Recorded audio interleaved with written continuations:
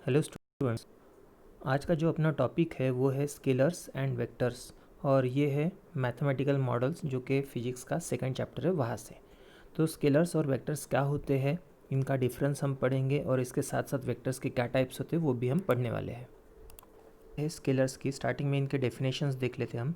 Scalar quantities are physical quantities. अभी जो scalar quantity होती है फिजिकल क्वांटिटी, फिजिकल क्वांटिटी का मतलब ऐसा होता है कि ऐसी चीज़ें जिनको हम मेज़र कर सकते हैं, काउंट कर सकते हैं, उन्हें हम क्या बोलते हैं, फिजिकल क्वांटिटीज़। तो स्केलर क्वांटिटीज़ ऐसे क्वांटिटीज़ होते हैं जिनको क्या होता है, मैग्नीट्यूड होता है। मैग्नीट्यूड का मतलब होता है वैल्यू, जिनको मैग्नीट्यूड होता है लेकिन डायरेक्शन नहीं होती।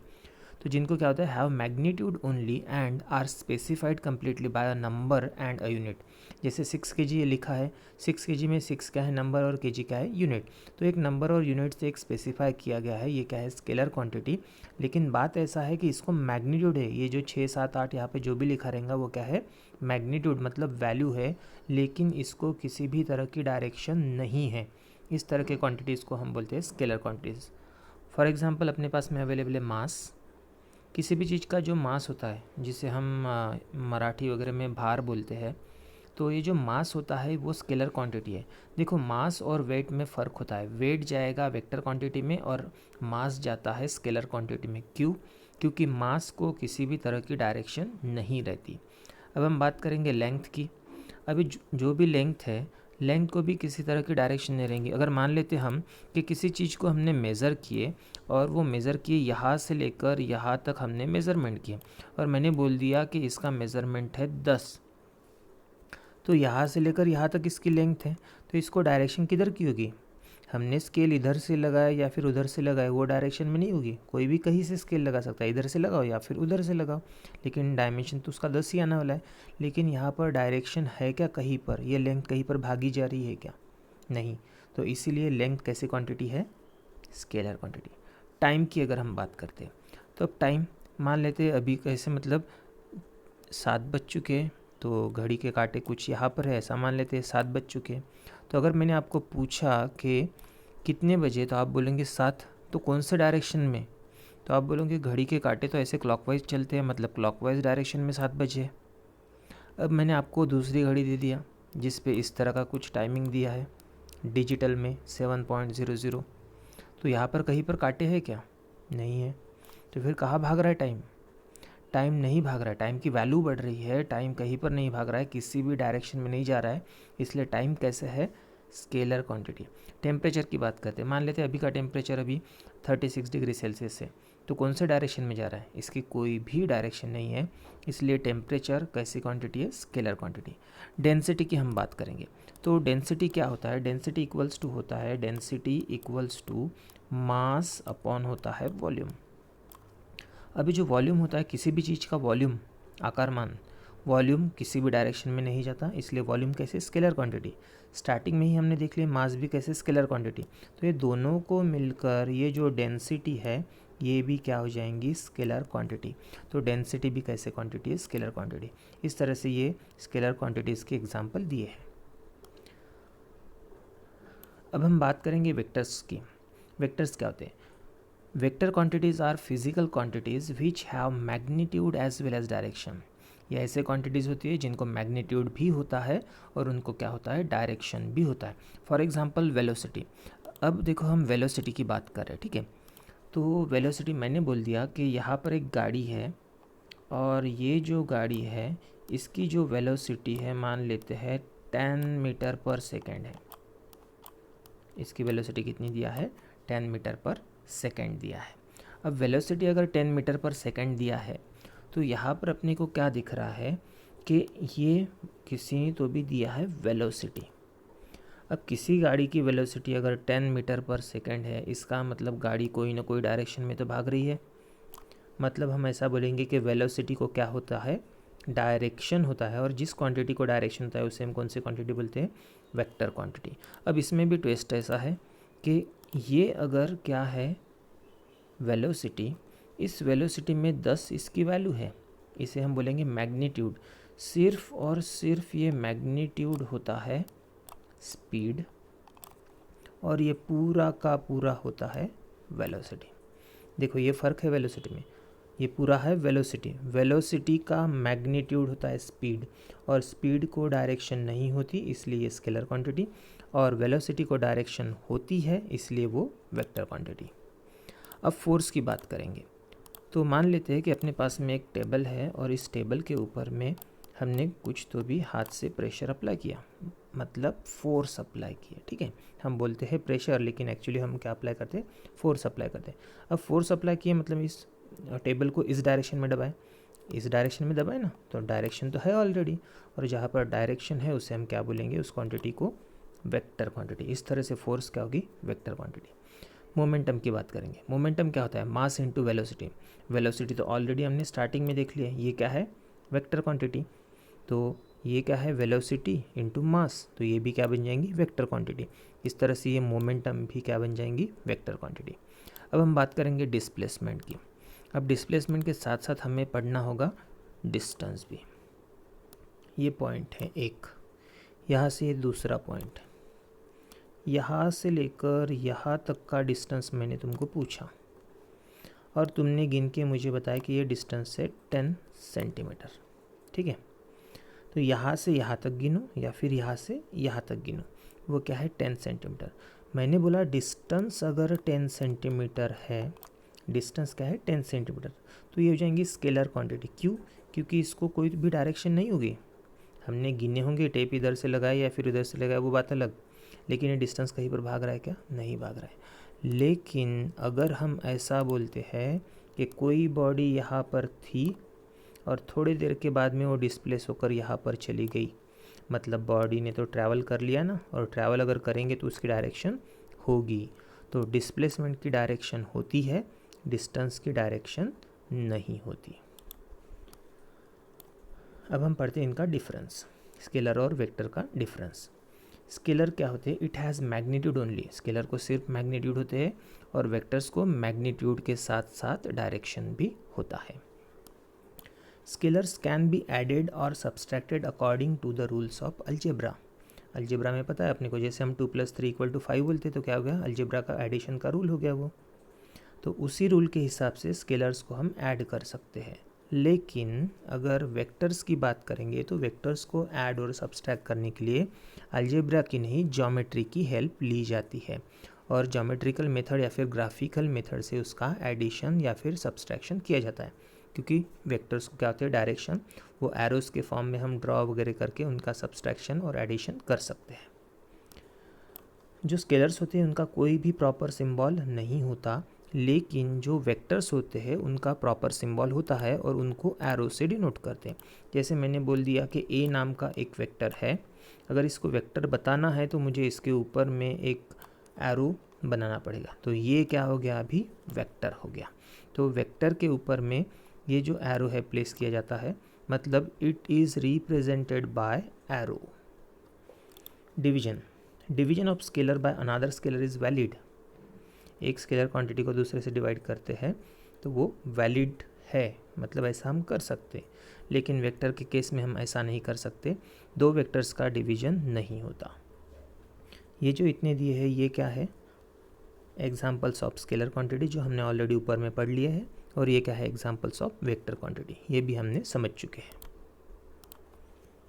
अब हम बात कर रहे हैं ज़ीरो वेक्टर्स की। जैसे नाम सजेस्ट कर रहा है वेक्टर है लेकिन उसकी वैल्यू कितनी है, ज़ीरो। तो ऐसा वेक्टर जिसका मैग्नीट्यूड ज़ीरो है उस वेक्टर को हम क्या बोलेंगे, ज़ीरो वेक्टर। और ज़ीरो को हम नल भी बोल सकते, तो ये क्या हो गया, null vector. A vector which has zero magnitude, ऐसा वेक्टर जिसका मैग्नीट्यूड मतलब वैल्यू कितनी है, zero, and having particular direction, लेकिन उसको डायरेक्शन रहेगी। क्यों डायरेक्शन रहेगी, क्योंकि वो वेक्टर क्वांटिटी है और वेक्टर क्वांटिटी को क्या होता है, direction, is called as zero vector. Example में दिया है velocity vector of stationary particle. क्या बोला है, वेलोसिटी वेक्टर, लेकिन वो भी किस चीज़ का, स्टेशनरी पार्टिकल का। देखो एक पार्टिकल है, या फिर मान लेते गाड़ी यहाँ पर अवेलेबल है। अब इस गाड़ी की वेलोसिटी किसी ने पूछा, तो वेलोसिटी अगर किसी ने बोल दिया इस गाड़ी की वेलोसिटी है 10 मीटर पर सेकेंड, मतलब ये गाड़ी भाग रही है, क्योंकि इसकी वेलोसिटी है, मतलब ये इस डायरेक्शन में कहीं तो भी या फिर कोई भी डायरेक्शन में भाग रही है वो। अब अगर किसी ने बोल दिया कि इस गाड़ी की, यहाँ पर एक मान लेते दूसरी गाड़ी है, और इस गाड़ी की वेलोसिटी किसी ने बोल दिया कि वो है 0 मीटर पर सेकेंड, तो ज़ीरो क्या डिनोट करेगा, वेलोसिटी की वैल्यू कितनी है, ज़ीरो, मतलब गाड़ी अपने ही जगह पर खड़ी है। लेकिन वेलोसिटी बोल दिया है, क्या बोला है, वेलोसिटी ज़ीरो है, और हमें पता है कि वेलोसिटी कैसे क्वांटिटी है, वेक्टर क्वांटिटी होती है। अब उसका मैग्नीट्यूड ज़ीरो रहे या कितना भी रहे, लेकिन ऐसी क्वांटिटी जिसका मैग्नीट्यूड ज़ीरो है उसे हम क्या बोलेंगे, वेक्टर क्वांटिटी बोलेंगे। फिर है रिजल्टेंट वेक्टर।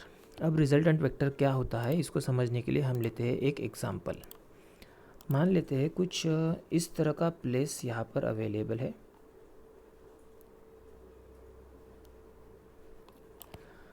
अब ये जो प्लेस अवेलेबल है, यहाँ कहीं तो भी एक इतना बड़ा पत्थर अवेलेबल है। अब इस पत्थर को क्या करना है, हमारा इंटेंशन क्या है, इस पत्थर को यहाँ से लेकर यहाँ तक उठाना है, यहाँ से लेकर यहाँ तक उसको उठाना है। लेकिन यहाँ से हम उठा नहीं सकते क्योंकि यहाँ पर कुछ ज़मीन नहीं है जहाँ से रस्सी डाल के हम उठाएंगे इसको। तो हमने क्या कर दिए, एक आदमी यहाँ पे रख दिए, एक आदमी यहाँ पे रख दिए, इस पत्थर को इसके साथ में रस्सी बांध दिए, इस पत्थर को भी इसके साथ में रस्सी बांध दिए, और दोनों लोग इसको खींच रहे हैं। अब इसको ये इधर में खींच रहा है, सपोज टू भी इसको इसने खींचा 50 के फोर्स से, इसको इसने इधर में खींचा कितने के फोर्स से, 50 के फोर्स से। अब मेरा क्वेश्चन आपसे ऐसा है कि दोनों पर्सन ने सेम फोर्स लगा के उसको खींचा, तो पत्थर किधर जाएगा, राइट हैंड साइड के पर्सन के पास या फिर लेफ्ट। तो आपका जवाब क्या रहेगा, बराबर आपका जवाब रहेगा वो ना लेफ्ट जाएगा ना तो राइट जाएगा, वो किधर में जाएगा, ऊपर में जाएगा। ठीक है, वो ना तो लेफ्ट ना तो राइट, वो किधर जाएगा, ऊपर। अब इस पत्थर के ऊपर में टोटल फोर्स कितना लगा था, 50 और 50 कितना हो गया, 100। मतलब देखो ये पत्थर है, पत्थर को इधर में हमने 50 से खींचे, पत्थर को इधर में हमने 50 से खींचे। अब हम क्या कर रहे हैं, थोड़ी देर के लिए ऐसा समझो कि यहाँ से ये आदमी है, ये हमने हटा दिया, यहाँ का आदमी भी हमने हटा दिया। अब हम क्या कर रहे हैं, इस पत्थर को खींचने के लिए हमने लगाए क्रेन, और क्रेन लगाकर उसको ऊपर के डायरेक्शन में हमने खींचे, और कितने से खींचे इसको, 100 से खींचे। ठीक है, तो अभी भी तो पत्थर ऊपर ही जा रहा है, मतलब ये दो आदमी जो काम कर रहे थे वो अकेले क्रेन ने कर दिया। मतलब ये आदमी 50 से खींच रहा था, ये आदमी 50 से खींच रहा था, तो इन दोनों का काम अकेले क्रेन ने कर दिया, और उसने पत्थर को इस डायरेक्शन में 100 से ऊपर में उठा लिया। तो मीनिंग वही है, दो या फिर दो से ज़्यादा फोर्सेस का काम अकेला फोर्स करता है, तो उस फोर्स को हम रिजल्टेंट फोर्स बोलते हैं, और वेक्टर के केस में हम रिजल्टेंट वेक्टर बोलते हैं। देखो ए सिंगल वेक्टर, जो मैंने 100 का निकाला था वो सिंगल वेक्टर था, a single vector which produce the same effect as produced by all. देखो 50-50 के दो फोर्सेस का काम एक 100 वाले ने किया था, वही है सिंगल वेक्टर, जो कौन सा इफेक्ट प्रोड्यूस कर रहा है वैसा ही इफेक्ट जो बाकी वेक्टर ने प्रोड्यूस किया था। 50-50 के दो वेक्टर ने जो इफेक्ट दिया था पत्थर को ऊपर उठाने के लिए, वही इफेक्ट क्रेन ने दिया, तो उस इफेक्ट को या फिर उस वेक्टर को क्या बोलते हैं, रिजल्टेंट वेक्टर। मतलब सिंपल लैंग्वेज में हम ऐसा बोलेंगे, दो या फिर दो से ज़्यादा वेक्टर्स का काम अगर अकेला वेक्टर कर रहा है तो उस अकेले वेक्टर को, उस सिंगल वेक्टर को हम क्या बोलते हैं, रिजल्टेंट वेक्टर। अब हम बात करेंगे निगेटिव वेक्टर की। अब निगेटिव वेक्टर जैसे आपको यहाँ पर दिख रहा है, ये ए बी नाम का एक वेक्टर है और सी डी नाम का एक वेक्टर है। दोनों की वैल्यू अगर सेम है, वैल्यू मतलब मैग्नीट्यूड, दोनों की वैल्यू अगर सेम है लेकिन दोनों की डायरेक्शन अपोजिट है, तो उस तरह के वेक्टर को हम बोलते हैं निगेटिव वेक्टर। देखो a vector is said to be negative vector, एक वेक्टर को निगेटिव बोलेंगे कब, if its magnitude is same, दोनों का मैग्नीट्यूड कैसे रहेगा, same as that of the given vector, एक वेक्टर से दूसरे वेक्टर का मैग्नीट्यूड मतलब वैल्यू सेम रहेंगी, but its direction is opposite, लेकिन डायरेक्शन कैसे होगी, अपोजिट, इसलिए उस वेक्टर को क्या बोलेंगे, निगेटिव वेक्टर। Position vector. अब पोजीशन की बात करते हैं तो हमें कार्टेशियन कोऑर्डिनेट सिस्टम यूज़ करना पड़ेगा। देखो आपने कभी इस तरह का कुछ किए होंगे, ये है हॉरिजॉन्टल एक्स एक्सिस, ये है वर्टिकल क्या है, वाई एक्सिस, और यहाँ पर कोई तो भी एक ऑब्जेक्ट है। तो यहाँ पर कोई ऑब्जेक्ट है तो फिर आपने कभी तो भी इस ऑब्जेक्ट की पोजीशन फाइंड आउट किए होंगे।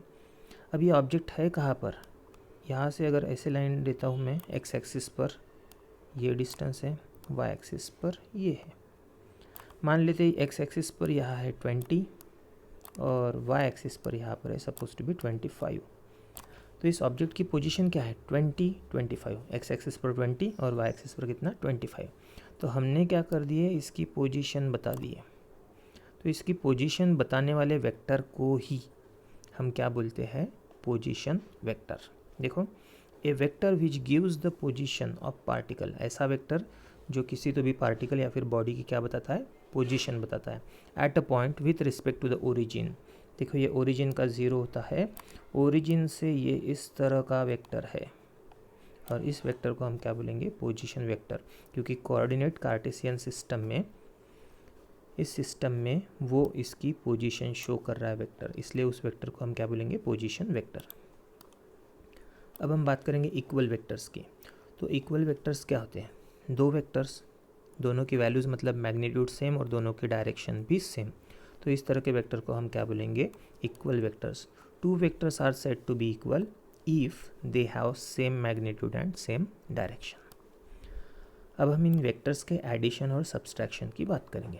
ध्यान दो, ये पहला वेक्टर है ए बी, जो भी नाम है, नाम से कोई फ़र्क नहीं पड़ेगा। तो पहला वेक्टर है 4 यूनिट का, दूसरे वेक्टर की वैल्यू है 3, इनको ऐड करना है तो 4 और 3 कितना हो गया 7, तो तीसरा वेक्टर है 7। ये क्या है, ज्योमेट्रिकल मेथड, जो अभी हमने बोले थे कि ज्योमेट्रिकल मेथड या फिर ग्राफिकल मेथड होती है जिसके हेल्प से हम वेक्टर्स को ऐड करते हैं। तो 4 + 3 कितना हो गया 7। देखो 4 की डायरेक्शन जो है 3 की डायरेक्शन जो है सेम डायरेक्शन है, इनको मिलाएंगे तो दोनों की भी डायरेक्शन की वजह से तीसरा जो वेक्टर तैयार होगा उसकी भी डायरेक्शन सेम होगी। 4 + 3 7, इन दोनों की जो डायरेक्शन वही इसकी। अब देखो यहाँ पर ये एक वेक्टर है 7 यूनिट, दूसरा वेक्टर 4 यूनिट। देखो 7 की डायरेक्शन राइट है, 4 यूनिट वाले की डायरेक्शन लेफ्ट है, तो यहाँ पर होगा सब्सट्रैक्शन 7 - 4। और हमें पता है डायरेक्शन किसकी रहेंगी, बड़े वेक्टर की, बड़े वेक्टर का सिंबल रहता है इसलिए बड़े वेक्टर की डायरेक्शन, बड़ा वेक्टर जा रहा है राइट में, इसलिए 7 - 4 कितना होगा 3, और इसकी डायरेक्शन कहाँ पे रहेंगी, राइट में। इस तरह से हमने ये सब्सट्रैक्शन कर लिए और ये हमने एडिशन कर लिया। देखो एडिशन और सब्सट्रैक्शन में, if two vectors are acting along the same direction, अगर वो सभी सेम डायरेक्शन में होंगे या फिर अपोजिट डायरेक्शन में होंगे, तो दे कैन बी एडेड और सब्सट्रैक्टेड। इनको हम क्या कर सकते हैं, ऐड भी कर सकते हैं और सब्सट्रैक्ट भी कर सकते हैं। तो इस तरह से हमने आज स्केलर्स और वेक्टर्स को देख लिए हैं। अगर कुछ डाउट इसमें होगा तो आप कमेंट कर सकते हैं या फिर वीडियो को बार बार रिवाइज करके देखेंगे तो आपको क्लियर समझ में ही आ जाएगा। इस तरह से हमने वेक्टर्स, स्केलर्स देख लिए, उनके टाइप्स भी हमने देख लिए और ये जो केस फर्स्ट एडिशन और सब्सट्रैक्शन का था वो भी हमने देख लिया। जल्दी नेक्स्ट वीडियो में इसके सामने का पार्ट हम कवर अप करेंगे।